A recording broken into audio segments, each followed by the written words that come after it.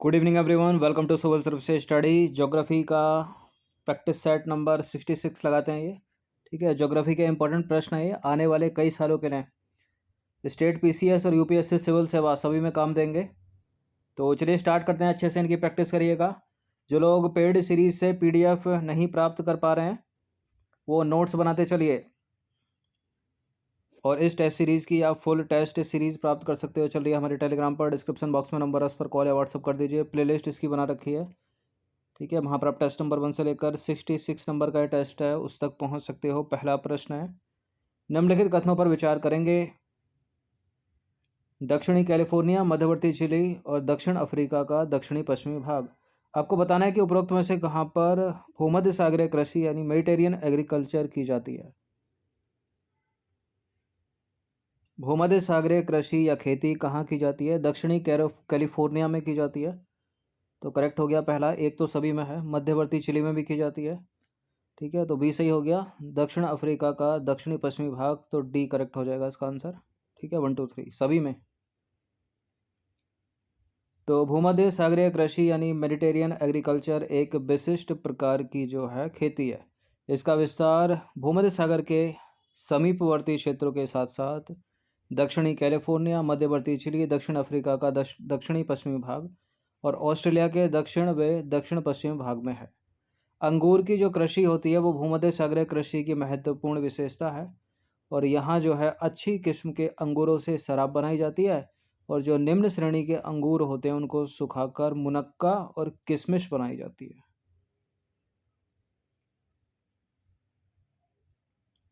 निम्नलिखित में से कौन सा कपास की खेती के लिए आदर्श वातावरण नहीं है? भारी वर्षा, चमकीली धूप, पाला युक्त मौसम, निम्न तापमान। भारी है वो, बड़ी वाली मात्रा आनी चाहिए।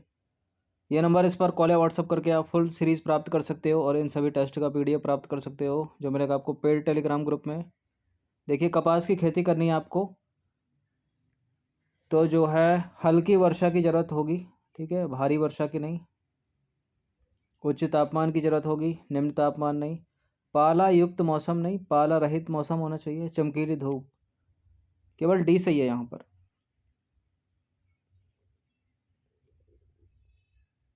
तो एक प्रश्न किसी टॉपिक से किसी भी तरह से पूछा जा सकता है, हर तरह से तैयार रखिएगा। और वही हमारी कोशिश रहती है कि एक टॉपिक से जितनी तरह से एग्जामिनर सोच सकते हैं प्रश्न बना लिया जाए। तो कपास की खेती करनी है, उच्च तापमान की आवश्यकता होगी, हल्की वर्षा, भारी वर्षा नहीं, हल्की वर्षा हो या सिंचाई हो, पाला रहित मौसम चाहिए, पाला युक्त नहीं, चमकीली धूप जैसी आदर्श जो है परिस्थितियां होनी चाहिए। और भारत में कपास की खेती पारंपरिक रूप से दक्कन के पठार की काली मिट्टी में की जा रही है। क्वेश्चन नंबर 3 पर आ जाइए। निम्नलिखित कथनों पर विचार करेंगे, दो स्टेटमेंट बताइए कौन सा करेक्ट होगा इसमें। भारत में जूट का उपयोग टाट, बोरे आदि बनाने के लिए किया जाता है, और भारत में जूट का उत्पादन केवल पश्चिम बंगाल और असम घाटी में किया जाता है। ये केवल वाले स्टेटमेंट अधिकतर गलत होते हैं, ठीक है, अधिकतर होते हैं, हमेशा गलत नहीं होते। यहाँ गलत है, ये केवल पहला वाला सही है, तो ए है इसका आंसर। तो भारत में जूट का उपयोग जो है टाट, बोरे आदि बनाने के लिए किया जाता है। इसके लिए कोष्ण और आर्द्र जलवायु तथा जल निकासी वाली उपजाऊ मृदा की आवश्यकता होती है, ठीक है। भारत में जूट का उत्पादन पश्चिम बंगाल, असम घाटी, उत्तरी बिहार भी और उड़ीसा के महानदी डेल्टा में किया जाता है, तो दूसरा वाला गलत।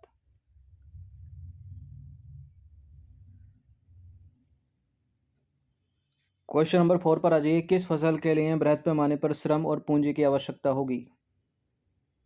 धान, बाजरा, रबर, आलू। देखिए, जो वाणिज्यिक फसल होगी उसके लिए बड़े पैमाने पर श्रम और पूंजी की आवश्यकता होगी, तो रबड़ इसका आंसर हो जाएगा सी। तो वाणिज्यिक कृषि या खेती को रोपण कृषि भी कहा जाता है। इसमें चाय, केला, कहवा, काजू, रबड़, कॉफ़ी, कपास की एकल फसल जो है उगाई जाती है, और इसमें बृहद पैमाने पर श्रम और पूंजी की आवश्यकता होती है। रोपड़ कृषि के मुख्य क्षेत्र जो हैं विश्व के उष्णकटिबंधीय प्रदेशों में पाए जाते हैं। पांचवा प्रश्न है, निम्नलिखित कथनों में से असत्य की पहचान कीजिए। काली मिट्टी को रेगुर मिट्टी भी कहा जाता है। इसका सर्वाधिक विस्तार केरल में है, और इसमें नाइट्रोजन, फॉस्फोरस तथा कार्बनिक पदार्थों की कमी पाई जाती है, और इस मिट्टी में जल धारण करने की जो क्षमता होती है वो सर्वाधिक होती है। एक पक्का इनकरेक्ट है इसमें, ठीक है, उसी को ढूंढना है इसको।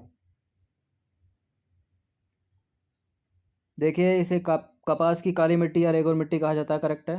नाइट्रोजन फॉस्फोरस कार्बनिक तत्वों की कमी होती है, इसमें सही है। जल धारण करने की क्षमता इसमें सर्वाधिक होती है, भी सही है। सर्वाधिक विस्तार इसका महाराष्ट्र में, केरल में नहीं है। तो काली मिट्टी को रेगुर मिट्टी कहा जाता है, सर्वाधिक विस्तार इसका महाराष्ट्र में, ना कि केरल में। नाइट्रोजन फॉस्फोरस कार्बनिक तत्वों की कमी इसमें पाई जाती है। और इस प्रकार की मृदा में कपास, सूरजमुखी, खट्टे फलों, तिलहनी फसलों की खेती की जाती है। इस मिट्टी की जो जल धारण क्षमता होती है वो सर्वाधिक होती है, इसलिए गीली होने पर चिपचिपी हो जाती है, सूखने पर इसमें दरारें पड़ जाती हैं। इसी कारण इसको जो है स्वतः जुताई वाली मिट्टी की संज्ञा दी जाती है।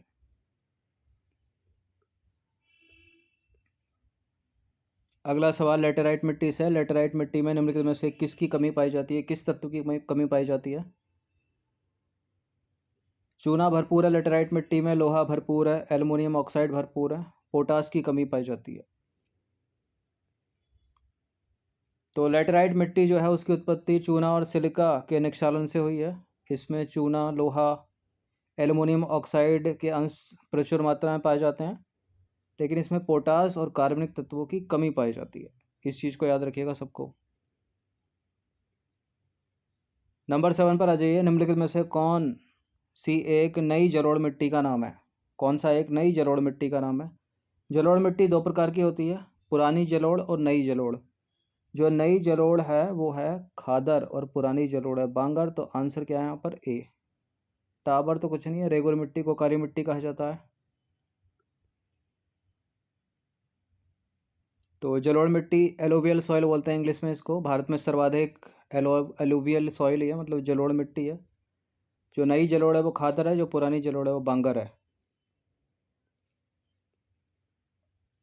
क्वेश्चन नंबर 8 पर आ जाइए। ये है मृदाएं और ये है मृदा के वर्ग, जैसे कि एंडीसॉल वर्ग, अल्टीसॉल वर्ग, एरिडीसॉल वर्ग और हिस्टोसॉल वर्ग। तो मिलान कर दीजिए इनका। ज्वालामुखी के मुहाने पर बनने वाली मृदा को आती है एंडीसॉल वर्ग में, तो ये तो सही समझ लेता है। गर्म जलवायु में विकसित होने वाली मृदा, किससे मिलाएं इसको? अल्टीसॉल, एरिडीसॉल या हिस्टोसॉल? देखिए समझ लेते हैं दूसरा भी। कार्बनिक मृदाएं ये आती हैं हिस्टोसॉल वर्ग में, और जो शुष्क तथा अर्ध शुष्क जलवायु क्षेत्रों में विकसित मृदाएं वो आती हैं एरिडीसॉल वर्ग में। तो ए का 1 हो गया, बी का 2 हो गया, सी का 4 हो गया, डी का 3 हो गया। तो ए का 1 जहाँ नहीं है उसको हटा दीजिए। ए का 1, बी का 2, सी का 3, 1 2 3 ये तो होगा नहीं। सी का 4 होना चाहिए, डी का 3 होना चाहिए, तो बी हो जाएगा। तो जलवायु के मुहाने पर, ज्वालामुखी के मुहाने पर बनने वाली मृदाओं को एंडीसोल मृदा वर्ग में शामिल किया जाता है। गर्म जलवायु में विकसित होने वाली मृदा अल्टीसोल वर्ग में, कार्बनिक मृदाएं हिस्टोसोल वर्ग में, और शुष्क तथा अर्ध शुष्क जलवायु क्षेत्र में विकसित मृदाएं एरिडीसोल वर्ग में। एग्जाम में देखने को मिलते हैं इस तरह के प्रश्न, लगता है कहाँ से आ गए।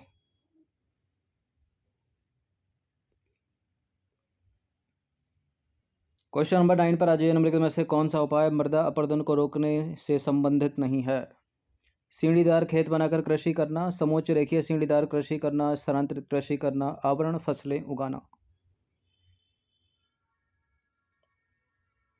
देखिए स्थानांतरित कृषि करना, इसको चलवासी कृषि भी बोलते हैं। नॉर्थ ईस्ट में बोलेंगे इसको झूम कृषि, मतलब पेड़ों को काटो, जगह को साफ करो, खेती करो, फिर कुछ समय के बाद उसको जला दो, छोड़ दो, फिर यही प्रक्रिया दूसरी जगह करो। ठीक है, पर्यावरण की शत्रु कही जाती है इस प्रकार की कृषि, स्थानांतरित कृषि। तो स्थानांतरित कृषि या चलवासी कृषि मृदा अपरदन को बढ़ावा देती है, ये रोकती नहीं है। इस प्रकार की जो कृषि है पर्यावरण की शत्रु समझी जाती है, और भारत के उत्तर पूर्वी राज्यों में इसे झूम कृषि के नाम से जाना जाता है। ये वो उपाय हैं निम्नलिखित, ठीक है, जिनसे मृदा अपरदन को रोका जा सकता है, जैसे सीढ़ीदार खेत बनाकर कृषि करना, समोच्च रेखीय सीढ़ीदार कृषि करना, आवरण फसलें उगाना, और मिश्रित खेती करना तथा शस्यानुवर्तन। 10वां प्रश्न है, भारत में किस कारण से सिंचित क्षेत्रों की कृषि योग्य भूमि में लवणीयता की समस्या बढ़ रही है? अधिक सिंचाई से, अति धारण से, अत्यधिक उर्वरकों का प्रयोग करने से या आवरण फसलें उगाने से?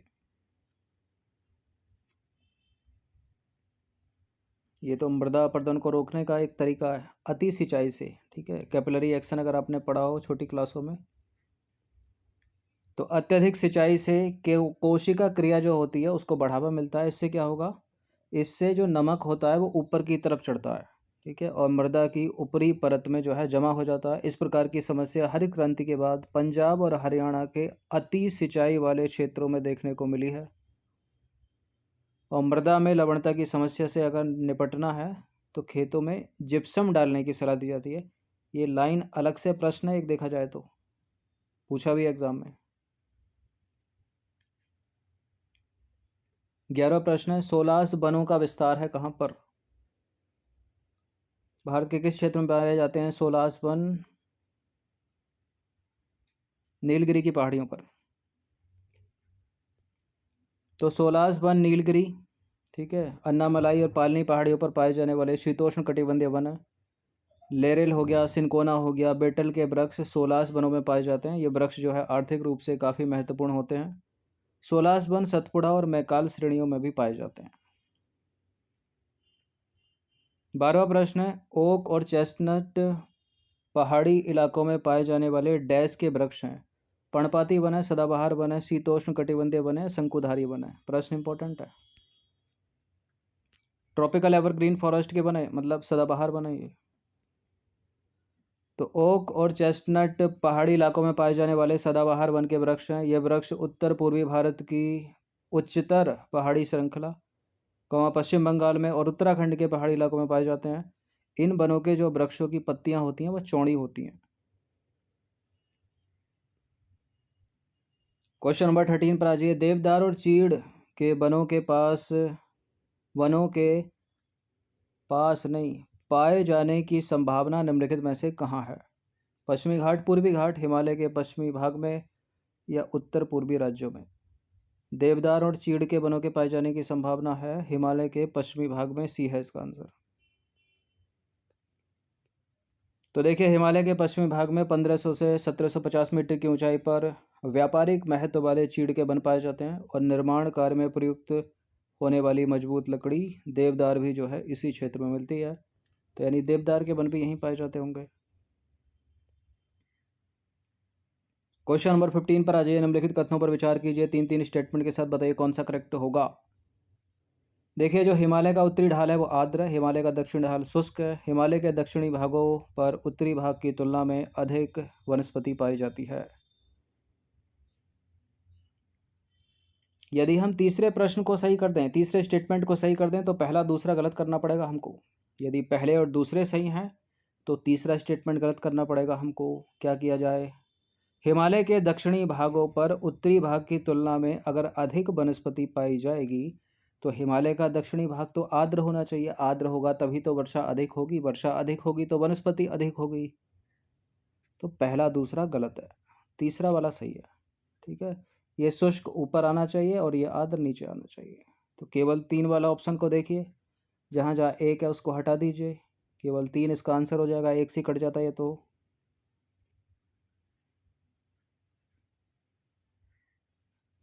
तो इसी तरह से जो है एलिमिनेशन मेथड से बहुत सारे प्रश्न एग्जाम हॉल में सॉल्व हो जाते हैं और समय की बचत होती है। हिमालय का उत्तरी ढाल शुष्क है, ना कि आर्द्र। जो दक्षिणी ढाल है वो आर्द्र है। आर्द्र है तो अपेक्षाकृत अधिक वर्षा होती है उत्तरी ढाल की तुलना में, और अधिक वर्षा होगी तो वनस्पति भी अधिक होगी उत्तरी ढाल की तुलना में।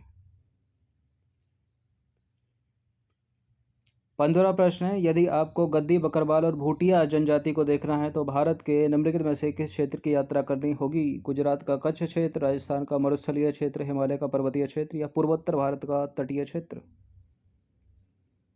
हिमालय का पर्वतीय क्षेत्र, सी। तो हिमालय के पर्वतीय क्षेत्रों में 3000 से 4000 मीटर की ऊंचाई पर ऋतु प्रवास करने वाली गुज्जर, बकरवाल, गद्दी और भूटिया जनजाति आदि जनजातियां पाई जाती हैं। और हिमालय के पर्वतीय क्षेत्रों में अधिक ऊंचाई वाले भागों पर टुंड्रा वनस्पतियां मिलती हैं, जैसे कि लाइकेन और मॉस। नंबर 16 पर आ जाइए। 3 स्टेटमेंट हैं, बताने कि इनमें से कौन सा करेक्ट होगा। वर्तमान में भारत में 74 साइटों को अंतर्राष्ट्रीय महत्व के जलीय क्षेत्र यानी रामसर साइट के रूप में नामित किया गया है। इनमें से सर्वाधिक संख्या में जो आर्द्र भूमि है वो उत्तर प्रदेश में है और दूसरे स्थान पर केरल का नाम आता है। ये प्रश्न करंट से रिलेट करता हुआ है, जो हमेशा आगे भी आपको अपडेट रखना है टाइम टू टाइम, क्योंकि ये घटती बढ़ती रहती हैं, बढ़ ही रही हैं देखा जाए तो वर्तमान में जो रामसर साइट है वो 75 हैं, न कि 74, गलत है पहला स्टेटमेंट। सर्वाधिक तमिलनाडु में है, दूसरा स्थान उत्तर प्रदेश का है, तो तीनों गलत हो गए, कोई भी सही नहीं है। तो वर्तमान में भारत में 75 रामसर साइट हैं, सर्वाधिक तमिलनाडु में है, दूसरा स्थान उत्तर प्रदेश का। नंबर 17 पर आ जाइए। भारत की प्रसिद्ध झील चिल्का झील या आर्द्र भूमि के संदर्भ में 3 स्टेटमेंट है, बताने के इनमें से कौन सा सही है।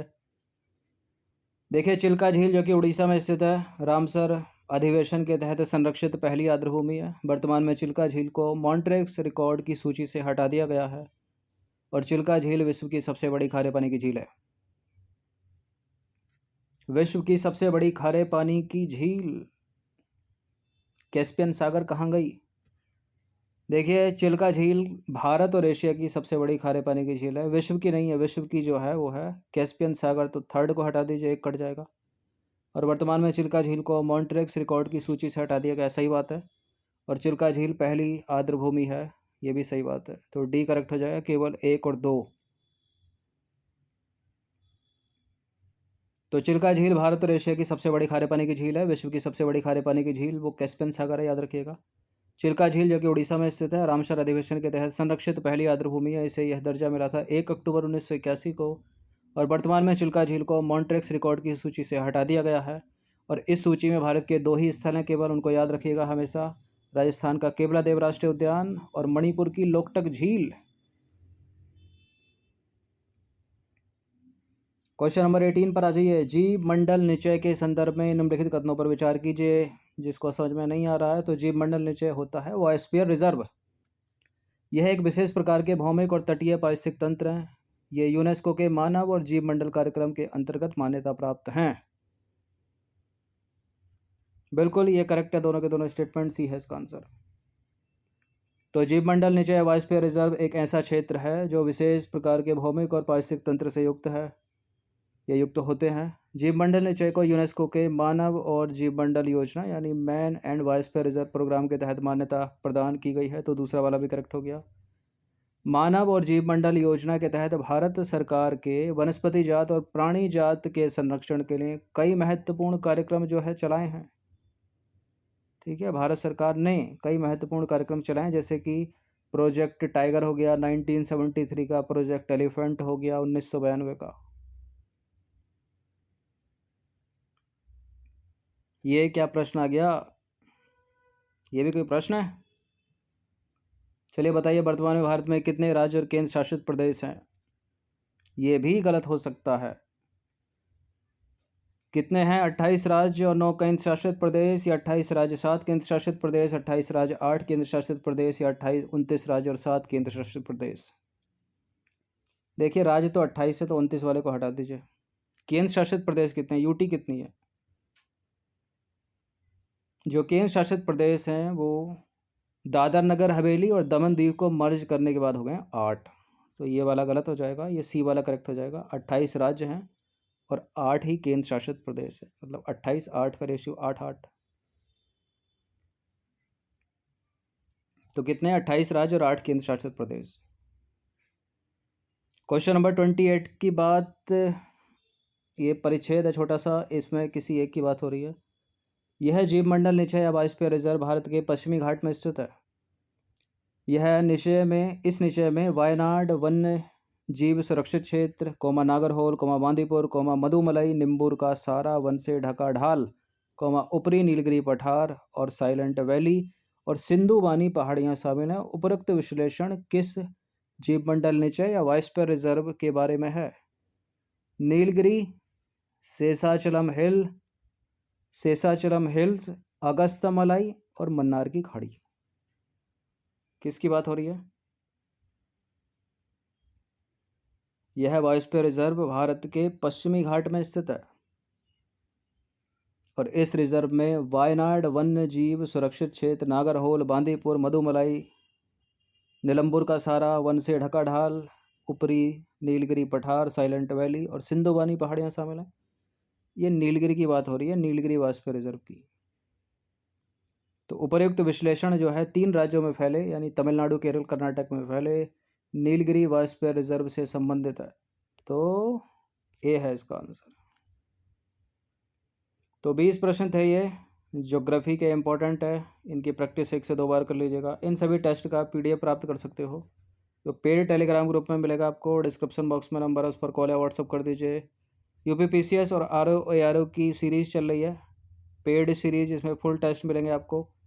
ठीक है, ये नंबर है, इस पर कॉल या व्हाट्सअप कर सकते हो आप ज्वाइन करने के लिए।